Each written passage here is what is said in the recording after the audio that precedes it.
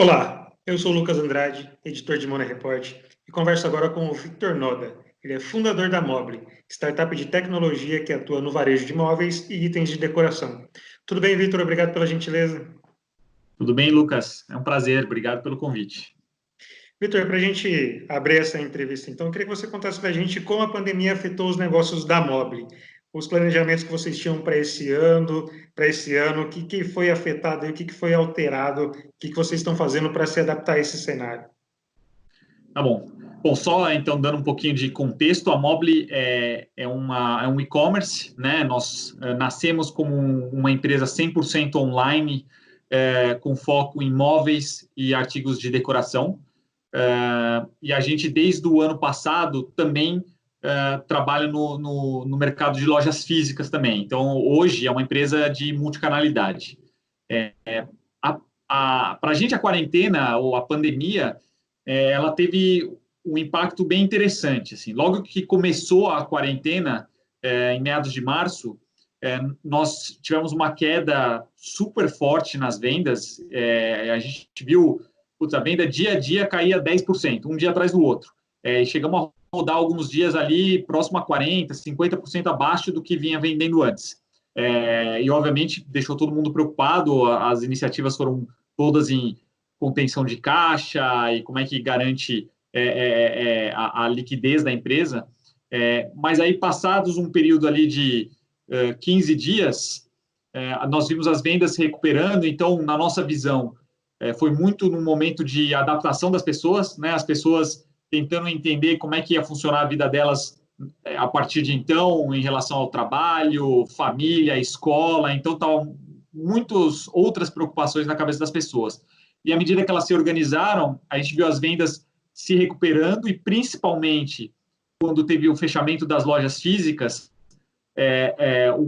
a demanda se voltou toda para o mercado online, né, que é o foco do nosso negócio. Então, a gente acabou se beneficiando dessa situação de mercado para o crescimento da empresa. Hoje, a empresa está vendendo bem mais do que vendia antes da pandemia. Então, hoje as vendas estão super fortes e o impacto tem sido positivo para o negócio.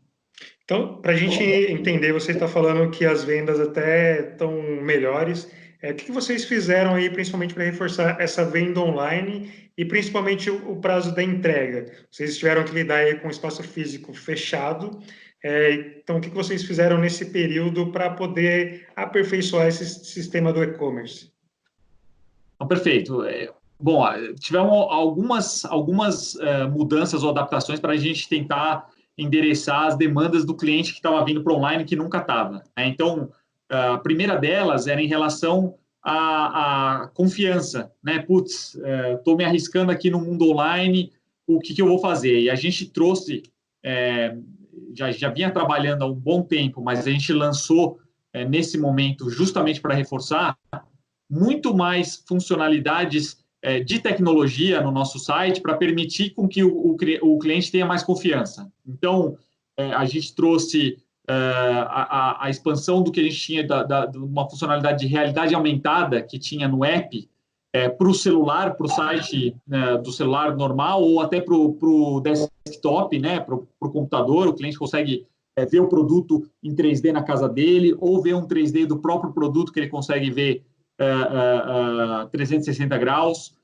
Nós trouxemos uma funcionalidade também que usa inteligência artificial para ajudar na decoração do item. Então, putz, se ele gosta de um item, a gente ajuda ele a montar um ambiente completo com itens que combinam com ele, com o tamanho do ambiente que ele quer construir, até com o orçamento que ele está disposto a gastar. Então, a gente tentou trazer essas coisas como ferramentas para ajudar e, principalmente, um foco muito grande em reduzir prazos de entrega. O que a gente viu foi uma demanda imediata por itens com prazos mais curtos de entrega. E na nossa visão teve muito a ver com o cliente que agora, passando muito mais tempo em casa, começou a ver a necessidade de alguns itens emergenciais para ele. Né? Obviamente, teve um pico de vendas ali de cadeira de escritório, mesa de escritório, mas também outras categorias tiveram uma venda muito grande, desproporcional aos itens com prazo mais curto. Então, a gente juntando aqui a demanda do cliente e também com uma necessidade nossa que surgiu com o fechamento das lojas físicas, né? Que eu quero dizer com isso, puxa, com as lojas físicas fechadas, a gente precisava arrumar uma forma de utilizar melhor esse ativo que a gente estava lá parado, né? E a gente conseguiu dar um passo a mais nesse modelo de multicanalidade que já era um plano, e aí foi acelerado, que foi passar a usar as lojas também como centros logísticos. Então, ter estoque nas lojas e sair as entregas de lá direto para o cliente. E aí, com isso, a gente conseguiu reduzir o prazo de entrega para esses itens que a gente tinha em estoque de uma semana para até um dia útil, né? Então, foi uma acelerada muito grande e para alguns itens a gente até, numa parceria junto com a RAP, consegue entregar em questão de minutos ou até menos de hora. Você pode contar um pouco mais para a gente sobre essa parceria com a RAP? Como que foi feito, como que foi discutido justamente para acelerar esse prazo de entrega? Como que vocês chegaram a um acordo? Sim, perfeito. Bom, assim, quando a gente percebeu essa demanda muito grande por itens de entrega imediata, e especialmente cadeiras de escritório e cadeiras de jantar, para a gente ficou nítido que as pessoas estavam precisando montar o escritório, né? Elas estavam precisando montar um espaço para elas conseguirem trabalhar dentro de casa. E aí a gente pensou em todas as formas que a gente poderia para reduzir esse prazo e trazer uma experiência para o cliente que ele não tinha como conseguir em outro lugar. E a gente pensou, beleza, como é que a gente faz para ter essa entrega o mais rápido possível? E um dos jeitos, obviamente, é usando a nossa própria logística, um caminhão para itens grandes, aí a gente consegue entregar itens grandes, por isso que eu falei em até um dia, porque consolida uma vez por dia essa carga para fazer as entregas.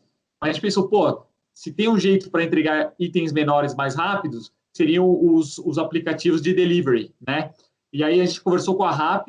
A RAP ela já tem um modelo de marketplace. Obviamente, ela não tinha móveis, né? Ela tinha só para itens menores, mas que para eles também viram com bons olhos por causa da demanda do cliente. Então, nós fechamos uma parceria onde eles passam nas nossas lojas, então a gente indica para eles aonde teve uma venda feita e de que loja vai sair, e eles passam com os motoqueiros lá para retirar e entregar. E eles conseguem fazer essa entrega até para cadeiras. Então, cadeiras de escritório que vêm desmontadas numa embalagem razoavelmente pequena, eles conseguem fazer a entrega. Já tem um movimento de retomada, né, de reabertura gradual das lojas. Imagino que vocês também já estão nesse processo. Qual que é a sua percepção?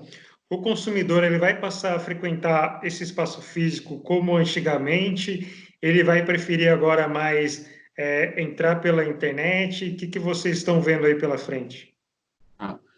Bom, duas coisas para a gente ficaram nítidas. A primeira delas é que essa pandemia ela ajudou a acelerar a penetração do online dentro do mercado como um todo, né? Então, a gente já tinha visto essas tendências acontecerem na própria China, nas pandemias anteriores, né? MERS, SARS, onde a cada vez que isso acontecia, o e-commerce passava a representar mais do mercado, e depois, quando o mercado reabriu, ele voltava um pouquinho, mas não para o patamar que estava antes, então ele ia conquistando degraus a cada epidemia, e aqui foi nítido, isso aconteceu.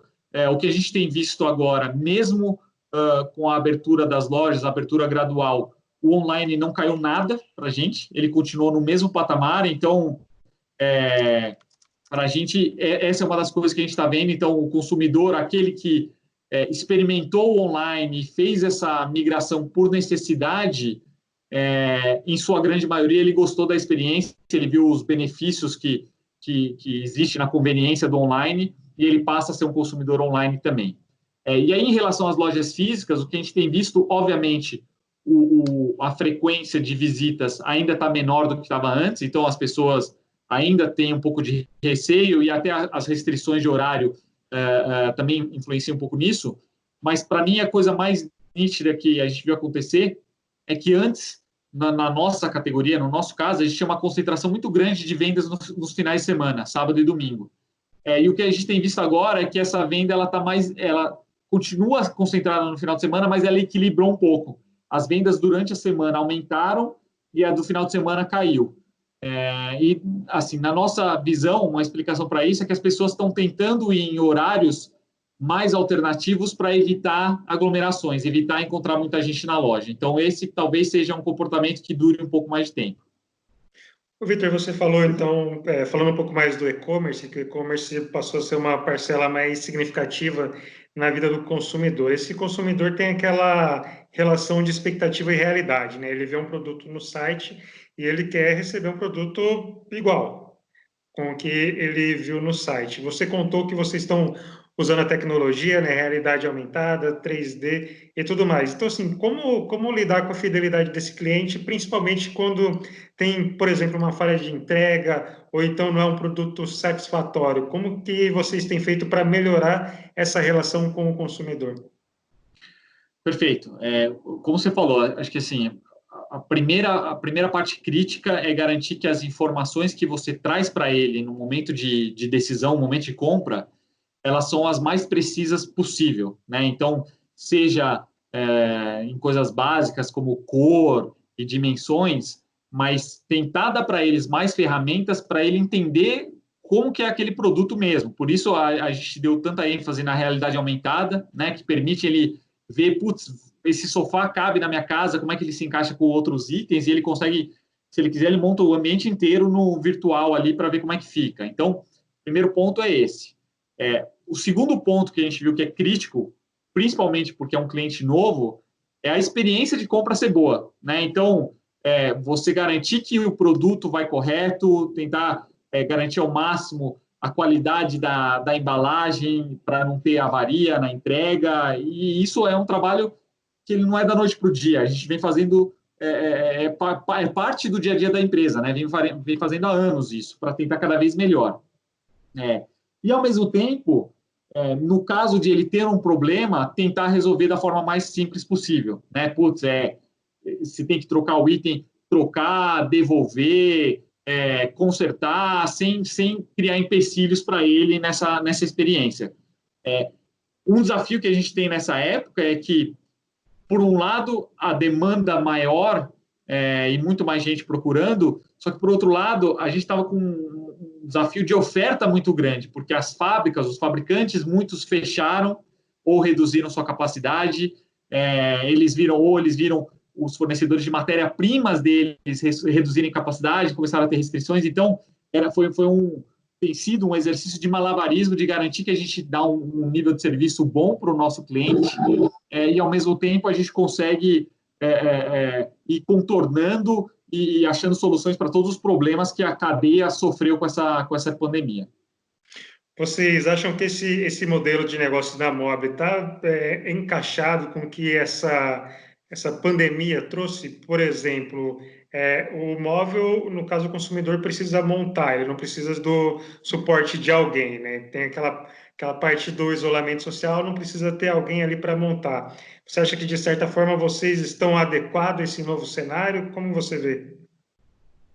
Não, sim, sem dúvida. Bom, a primeira coisa que a gente faz é tentar facilitar ao máximo a montagem para o cliente não precisar contratar alguém, né? Tanto é que a gente dá a opção para o cliente escolher se ele quer montar sozinho ou quer contratar alguém.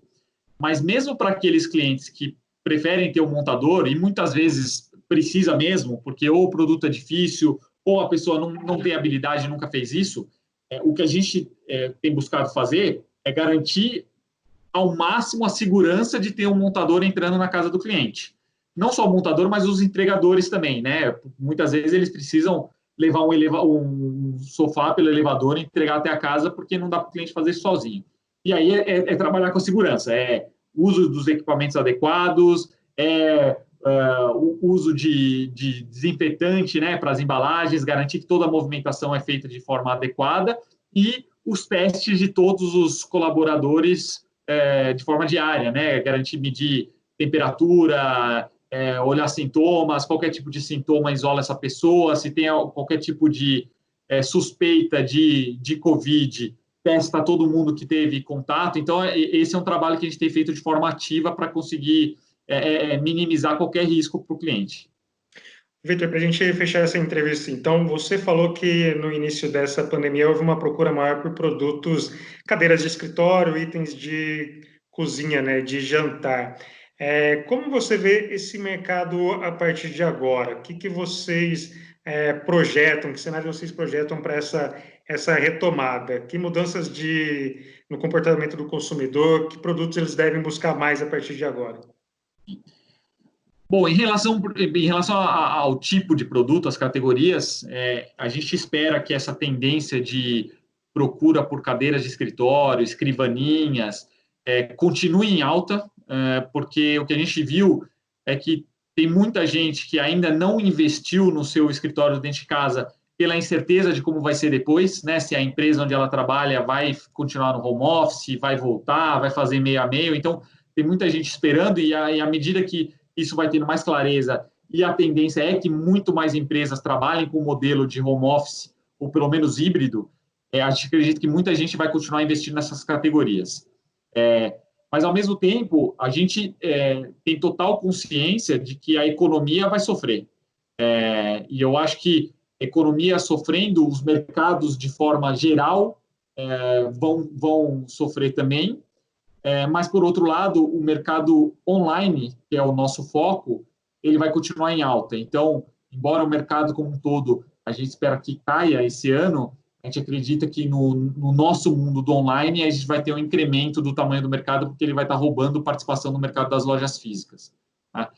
E eu acho que, para concluir, na questão de imóveis, a tendência é que o mercado de imóveis em si ele seja menos impactado que o mercado geral, porque as pessoas elas vão passar cada vez mais tempo em casa. E o que a gente tem visto é que, com isso, as pessoas cada vez mais sentem a necessidade de, putz, já que eu vou passar tanto tempo nesse ambiente, eu preciso deixar ele agradável, eu preciso renovar, eu preciso deixar ele da forma como eu gostaria, e aos pouquinhos elas vão fazendo essa transformação na casa delas. Vitor, muito obrigado, agradeço a gentileza conversar com a gente, esclarecer as nossas dúvidas. Perfeito, Lucas. Obrigado. Eu que agradeço. Foi um prazer. O Nepad conversou com o Victor Noda, fundador da Mobile. Obrigado pela atenção e até a próxima.